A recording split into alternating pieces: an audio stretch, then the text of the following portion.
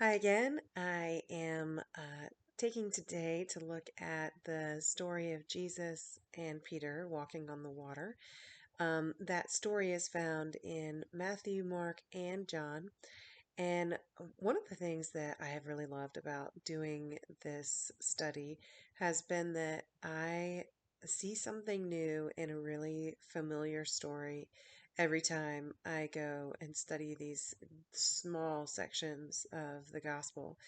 And this one was no different. It impressed me equally with some of the things I found out, like, for instance, the disciples were trying to go a relatively short distance when they got into their boat, and the storm kept them from really being able to get where they wanted to go. So, as much as they were struggling against the waves, they just were kind of getting nowhere. They ended up being taken out to the middle of the lake instead of going up the shore like they wanted to.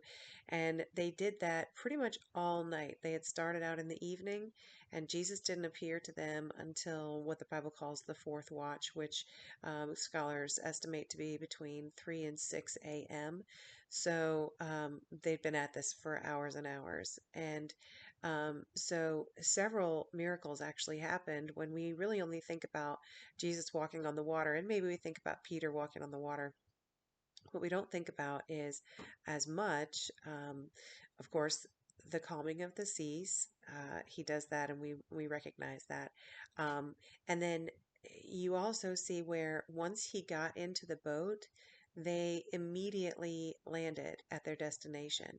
So here they had been all night long struggling against this storm, and they were miles away from shore, it says.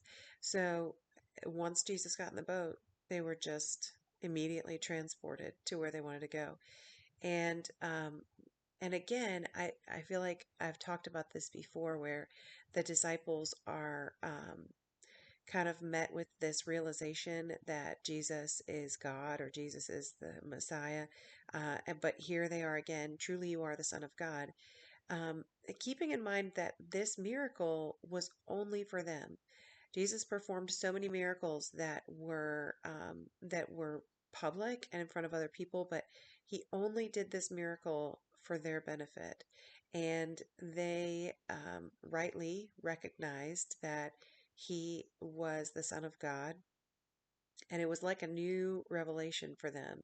Um, and it just amazes me. So Mark even says their hearts had been hardened when they had seen the loaves and the fishes being multiplied, and that they really had not gotten it until now, until Jesus walked out on the water. And they first thought he was a ghost, and then they realized who he was. And then they realized once he calmed the storm and got them to their destination, then they not only realized, oh, this is our rabbi, this is the Son of God. So the I love this study. I hope that you get a lot out of it, and I will see you next time.